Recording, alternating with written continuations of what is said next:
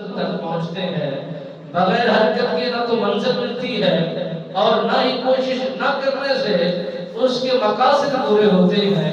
مالک بے نیاز نے یہ پوری دھرتی، پورے خطے، پورے جہان کو بہترین انداز میں بنا کر لوگوں کی آزمائش کا سلسلہ شروع فرمایا۔ اس میں رسول بھی ہیں، پیغمبر بھی ہیں، نبی بھی ہیں، انبیاء بھی ہیں۔ سب سے آزمائش جتنا وہ سخت رکھا کرتے تھے سب سے لی گئی۔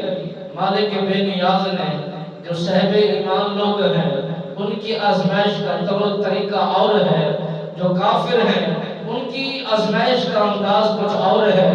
مالک بے نیاز ہر طرح کی سہولتیں مہیا فرمانے کے بعد انسان کے ایمان کا تقابل ضرور کرتا ہے، دیکھنا چاہتا ضرور ہے کہ ایمان کی حرارت کتنا ہے، یہ مسلمان ایمان کتنا رکھتا ہے اور ایمان کتنا مضبوط ہے۔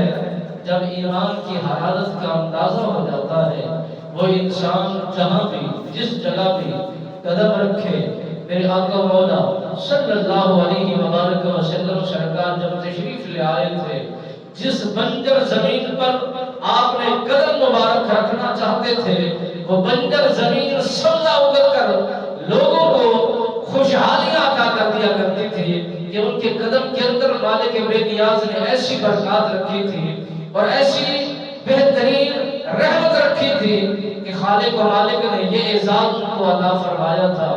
اللہ نے فرمایا کہ میں اپنے نبی کو بھیجنے والا ہوں، بیماری بہت بڑی ہے، علاج بھی بہت بڑا آ رہا ہے۔ علاج کیوں آتا ہے؟ جب مرض تجاوز کر جائے، علاج اس کے لیے تب بن کے آتا ہے مرض میں اضافہ ہو جائے، پھر اس کے لیے لائے عمل تیار کیا جاتا ہے۔ یہ نمرود اور نصر بادشاہ یہ دونوں غیر مسلم بادشاہ تھے، انہوں نے سکہ پوری دنیا پر جمایا تھا، لوگ جوک در جوک ان کی طرف آیا کرتے تھے، ان کو اپنا رہبر اور خدا تسلیم کیا کرتے تھے۔